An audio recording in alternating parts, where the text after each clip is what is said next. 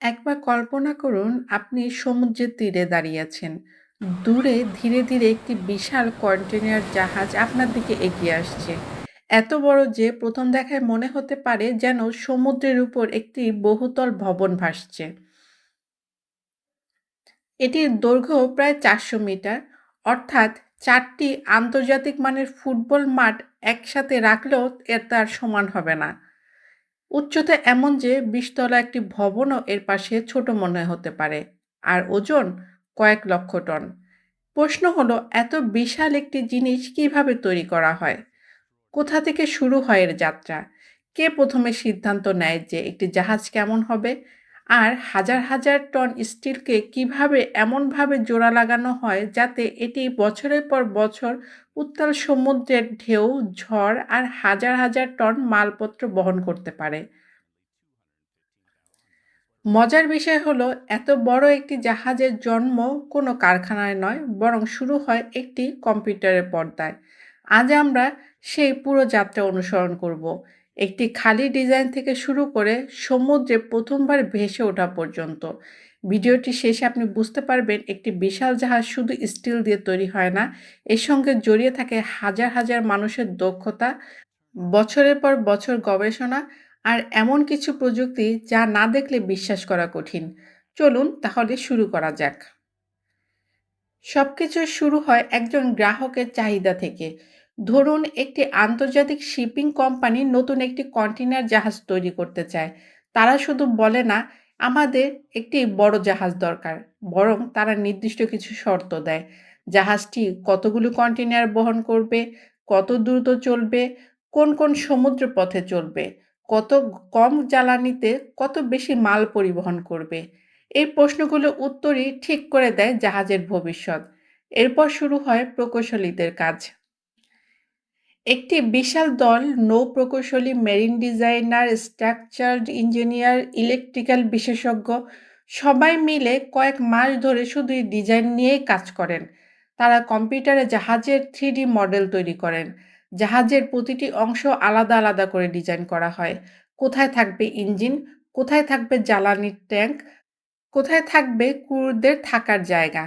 এমনকি প্রতিটি পাইপ, প্রতিটি তার, প্রতিটি দরজার অবস্থান পর্যন্ত আগেই পরিকল্পনা করা হয়। কারণ এখানে একটি ছোট ভুলও পরে কোটি কোটি টাকার ক্ষতির কারণ হতে পারে। শুধু ডিজাইন করলেই কাজ শেষ নয়।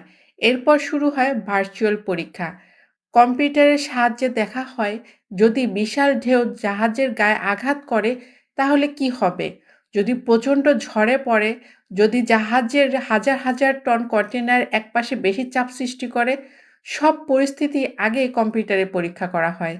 কোনো সমস্যা ধরা পড়লে বাস্তবে স্টিল কাটার আগেই ডিজাইন পরিবর্তন করা হয়। এই ধাপটি এতটাই গুরুত্বপূর্ণ যে অনেক সময় শুধু পরিকল্পনা আর পরীক্ষা-নিরীক্ষাতেই ৬ মাস থেকে ১ বছরের বেশি সময় লেগে যায়। আর যখন সবকিছু নিশ্চিত হয়, তখনই শুরু হয় সেই কাজ যেটা আমরা সাধারণত জাহাজ নির্মাণ বলে জানি। হাজার হাজার টন স্টিল একে একে শিপইয়ার্ডে পৌঁছানো হয়। আর সেখান থেকে শুরু হয় বিশ্বের সবচেয়ে বড় ভাসমান কাঠামোগত একটি বাস্তব জন্ম। পৃথিবীর সবচেয়ে বড় জাহাজগুলোর নির্মাণ শুরু হয় না কোনো ইঞ্জিন দিয়ে। এমনকি পুরো জাহাজের কাঠামো দিয়েও নয়। শুরু হয় হাজার হাজার টন স্টিল দিয়ে। শিপইয়ার্ডের বিশাল খোলা জায়গায় একের পর এক ট্রাকে করে পৌঁছাতে থাকে বিশাল স্টিলের প্লেট। প্রতিটি প্লেট এত বড় যে কয়েকজন মানুষ পাশাপাশি দাঁড়ালেও তার দৈর্ঘ্য শেষ হয় না। এগুলো সাধারণত নির্মাণ কাজে ব্যবহৃত স্টিল নয়। সমুদ্রের লবণাক্ত পানি, প্রচণ্ড চাপ, ঝড় আর বছরের পর বছর ব্যবহারের সহ্য করার মতো বিশেষ ধরনের উচ্চ শক্তির স্টিল ব্যবহার করা হয়। কিন্তু এই স্টিলগুলোকে সরাসরি জোড়া লাগিয়ে জাহাজ বানানো যায় না। প্রথমে প্রতিটি প্লেটের গুণগত মান পরীক্ষা করা হয়, কোথাও ফাটল আছে কিনা, ধাতুর ঘনত্ব ঠিক আছে কিনা, বা উৎপাদনের সময় কোনো ত্রুটি হয়েছে কিনা সবকিছু বিশেষ যন্ত্র দিয়ে পরীক্ষা করা হয়। কারণ একটি ছোট ত্রুটিও ভবিষ্যতে বিশাল বিপদের কারণ হতে পারে। পরীক্ষা শেষ হলে শুরু হয় কাটার কাজ।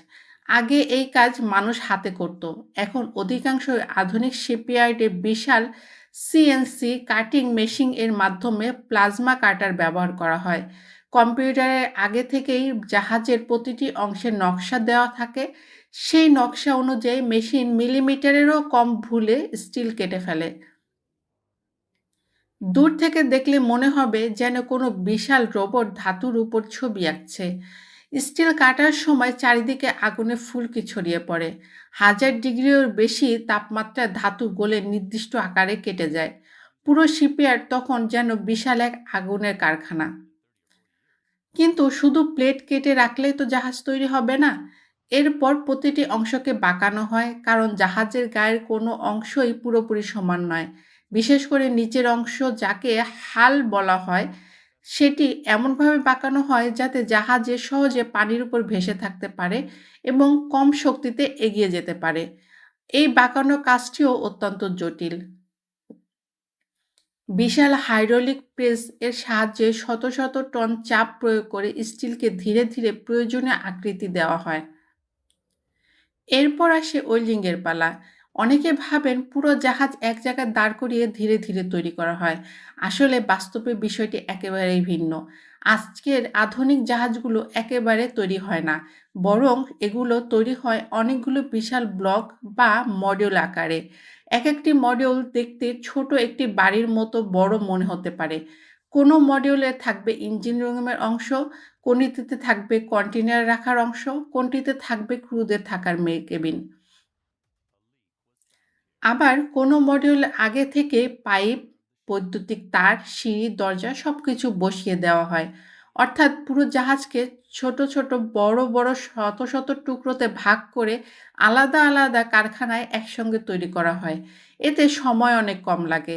ধরুন, যদি পুরো জাহাজ এক জায়গায় দাঁড় করিয়ে তৈরি করা হতো, তাহলে হয়তো 4-5 বছর লেগে যেত। কিন্তু শত শত দল একসঙ্গে আলাদা মডিউল তৈরি করার কাজ একই সময়ে করলে অনেক কাজ এগিয়ে চলে। এটি অনেকটা বিশাল একটি 3D পাজল বানানোর মতো। প্রতিটি মডিউল তৈরির পর সেটিকে আবার পরীক্ষা করা হয়। ওয়েল্ডিং ঠিক হয়েছে কিনা, কোথাও ফাঁক আছে কিনা, কোনো অংশ দুর্বল কিনা, সবকিছু আল্ট্রাসনিক এবং এক্স-রে পরীক্ষার মাধ্যমে দেখা হয়। অবিশ্বাস্য হলেও সত্যি, অনেক সময় ওয়েল্ডিংয়ের ভেতরে ক্ষুদ্র ত্রুটিও এক্স-রে দিয়ে খুঁজে বের করা হয়, কারণ সমুদ্র কোনো ভুল ক্ষমা করে না। জাহাজ একবার পানিতে নামার পর যদি কোনো বড় ত্রুটি ধরা পড়ে, তাহলে সেটি ঠিক করতে কোটি কোটি টাকা খরচ হতে পারে। তাই প্রতিটি ধাপেই নিরাপত্তাকে সর্বোচ্চ গুরুত্ব দেওয়া হয়। এভাবে কয়েক মাস ধরে একের পর এক মডিউল তৈরি হতে থাকে। শিপইয়ার্ডের বিভিন্ন কোণায় দাঁড়িয়ে থাকে বিশাল বিশাল স্টিলের কাঠামো। দূর থেকে দেখলে মনে হবে যেন একটি শহর তৈরির বিভিন্ন ভবন তৈরি হচ্ছে। কিন্তু আসলে এগুলো কোনো ভবন নয়। এগুলোই ভবিষ্যতে সে বিশাল জাহাজের আলাদা আলাদা অংশ। এখন শুধু একটি কাজ বাকি। এই শত শত বিশাল মডিউলকে এক জায়গায় এনে নিখুঁতভাবে জোড়া লাগানো। আর সেই কাজের জন্য ব্যবহার করা হয় পৃথিবীর সবচেয়ে শক্তিশালী কিছু ক্রেন, যেগুলো একেবারে হাজার হাজার টন ওজন তুলতে পারে। কয়েক মাস ধরে তৈরি হওয়া শত শত স্টিলের বিশাল ব্লক এখন শিপইয়ার্ডের এক জায়গায় এনে রাখা হয়েছে। এখন শুরু হবে পুরো প্রকল্পের সবচেয়ে উত্তেজনাপূর্ণ ও সবচেয়ে কঠিন ধাপ। এই জায়গাটির নাম ড্রাই ডক। নাম শুনে অনেকে ভাবতে পারেন এটি হয়তো সাধারণ কোনো কারখানা, কিন্তু বাস্তবে ড্রাই ডক হলো সমুদ্রের ধারে তৈরি বিশাল একটি কংক্রিটের বেসিন। শুরুতে এখানে এক ফোঁটাও পানিও থাকে না। পুরো জায়গাটি শুকনো থাকে, যাতে হাজার হাজার মানুষ একত্রে জাহাজের নিচে দাঁড়িয়ে কাজ করতে পারে। এরপর একের পর এক বিশাল মডিউল তুলে আনা হয়, কিন্তু এগুলো তো মানুষের হাতে তোলা নয়। তাই ব্যবহার করা হয় পৃথিবীর সবচেয়ে শক্তিশালী গ্যান্ট্রি ট্রেন। কোনো কোনো ক্রেন একেবারে 1000 টনেরও বেশি ওজন তুলতে পারে। দূর থেকে দেখলে মনে হবে যেন বিশাল একটি লোহার দানব ধীরে ধীরে একটি ভবনকে আকাশে তুলে নিয়ে যাচ্ছে। ক্রেন অপারেটরের কাজ এখানে সবচেয়ে গুরুত্বপূর্ণ। কয়েক সেন্টিমিটারের ভুলও কোটি কোটি টাকার ক্ষতি করতে পারে।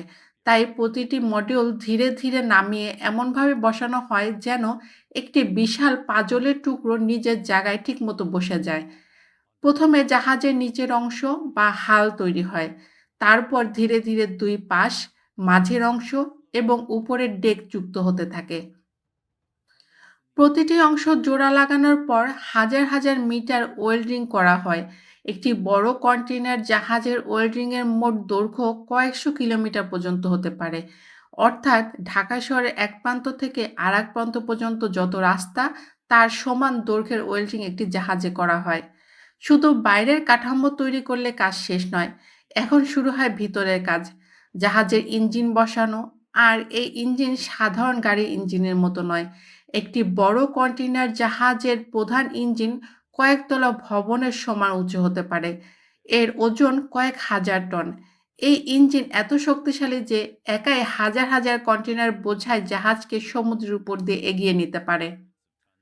এরপর বসানো হয় বিশাল প্রোপেলার।